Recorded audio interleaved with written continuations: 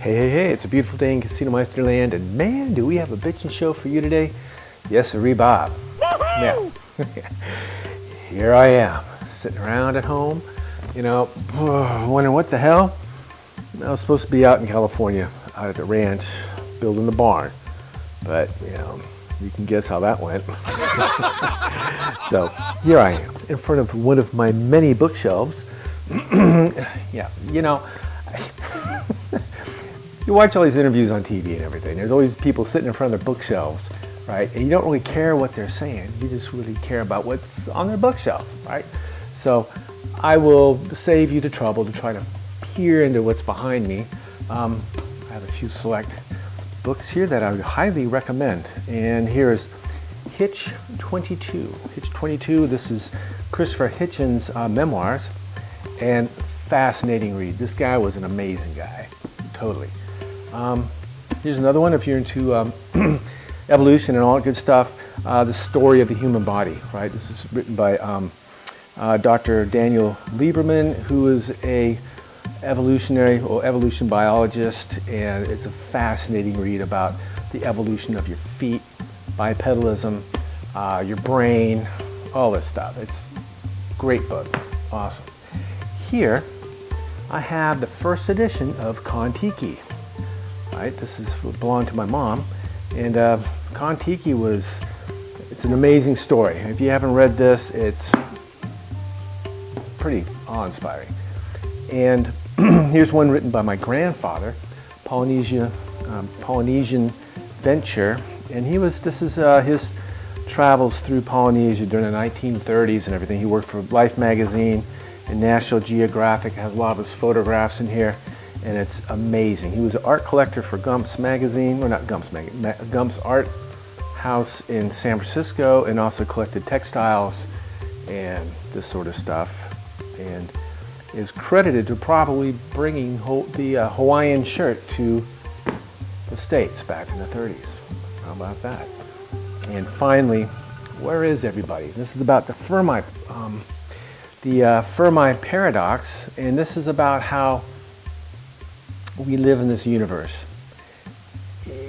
Billions of galaxies, right? Billions of galaxies, and the chances of intelligent life even throughout our galaxy is pretty high, you would think, with all these planets being discovered and everything. And the question is, well, if the universe is teeming with life, or teeming with intelligent life, where is everybody, right? So, awesome book. This will blow your mind. Okay, they talk about 50 solutions to that paradox. So anyway, these are books I highly recommend, right?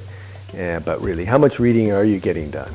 Netflix, has it taken over your life, or your non-working hours, or even your working hours? Well, everybody's confined at home, more or less. Excuse me, and it's is this taking a toll on online gamblers? Is it not? Recently, there was an article written by Rob Davies at The Guardian concerning a recent poll created by the Clean Up Gambling. Right, Clean Up Gambling is an organization put together by a recovering gambling addict and also a former professional poker player. And according to The Guardian, they've proved influential in the successful campaign against fixed odds betting, terminals in the UK, which is all fine and dandy. Ensuring that gamblers are treated fairly. Yeah, that's what it's all about. I agree, right? Anyway, they conducted a poll which, if you look at the numbers in a certain way, you may come to the conclusion that folks are betting more, right? Spending more on online gambling in the UK. Almost seemingly out of control. I'm not knocking the poll at all, but it was conducted in one day with 1,000 participants, and I'm guessing these participants are connected to Clean Up Gambling somehow. Like I mentioned, this is the organization conducting the poll, and it's not really clear about who these folks, the gamblers, who they, the folks that they polled, who they were, who they are, this sort of thing. So I began to question this: are people really betting more or spending more? Are these folks, real gamblers? Are they people who are gambling on a more or less regular basis? Well, this prompted me to conduct a poll of my own in our amazing forum at Casinomeister, one of the largest active online gambling communities in the world. Oh my God! Now, one caveat: our members are worldwide, like from everywhere, but about 38% of our traffic is from the UK.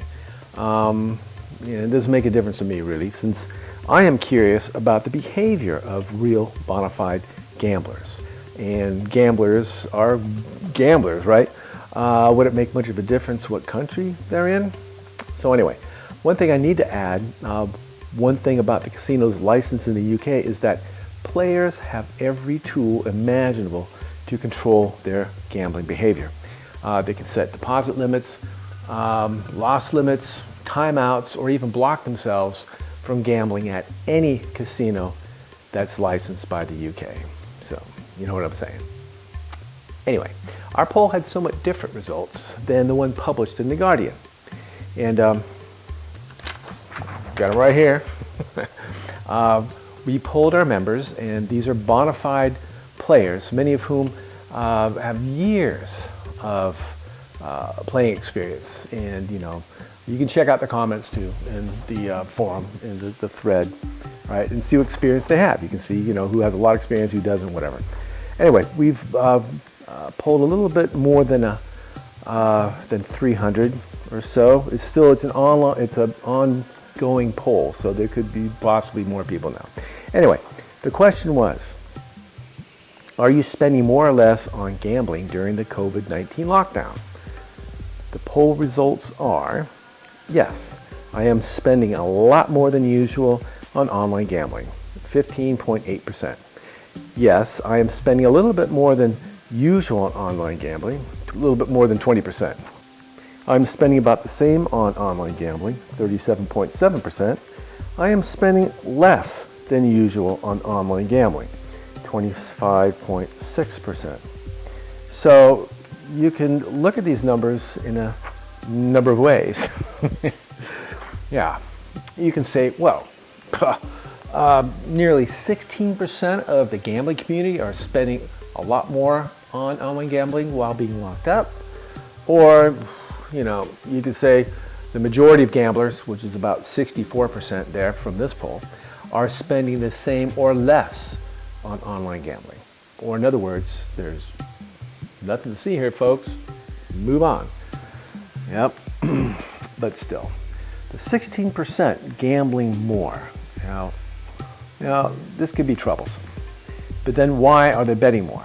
Are they being tempted by spammers, advertisements, or their own demons? Perhaps they are spending more online for their vice activities like gambling online, or pornography, or dark web weed deliveries, since they are saving money by commuting from their bedroom to the dining room table or to their couch. Yeah, my commute has always been a brief one. 2 flights of stairs for the past 20 years or so. But anyway, this isn't about me. This is about the gamblers staying at home and about their behavior. And honestly, I think we can all be a little extravagant in these times, because without the daily distractions of commuting and work environments, we tend to focus a bit more on ourselves. Well, at least I do, right? I get nerdy with my camera and astronomy equipment. Other people are dressing up while taking out their trash. Others are coming up with stupid memes and social media videos. And others may be gambling too much. So if you haven't done so already, check out the thread that includes the poll in the forum at Casinomeister.com. You will hear what real gamblers are talking about, why they do what they do, right? They'll explain why they're spending more. It could be a various amount of reasons, so that is 16%. So what about the other end of the spectrum, right? The 26%. what, that is, the 26% that are spending less, there are loads of people who in fact have quit. They're tired of putting up the bullshit from the UK regulated markets and everything, throwing this bullshit at them. No bonuses, limited bonuses, no free spins.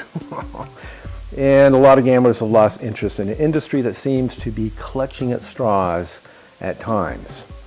Sure, there are loads of gamblers out there who are actually managing their bankrolls, keeping a clear head, and acting like responsible adults. Unemployment rates have skyrocketed, duh. So, what the hell? If you're a responsible adult, which a majority of online gamblers are, right, you're going to set up a budget or say to hell with it, read some of the responses, you read some of the responses in the poll, you'll see. So what I'm getting at here is that unless you have the entire picture, you're not really going to know what's going on. And that's another thing that is endemic to online gambling and the pandemic as well. You can create your own realities about this whole thing, via what information is given to you, either by the mainstream media or by doing research on your own. Bias confirmation can be applied to both of these topics. Trump effed up and caused this whole thing, or it's the Chinese virus, or lockdowns are a tool of a government extinguishing our rights, or online casinos are targeting bored players at home. Problem gambling is on the rise in a lockdown society. Just bias confirmation? Well, no. It's a matter of how you are, processing the information that you're getting, right? And whatever the conclusions you come up with, well, I hope they are based on being smart, rational, and balanced. Anyway, I know it's been a while since I've spoken to you, and I want to take this opportunity to wish you well, and that I hope you have not experienced hardships during this global crisis. And I really, really hope that the economic, crisis will be but a speed bump for you. And in a few months' time, we'll be in the pubs again. All right? I hope so. Until then, adios and be cool.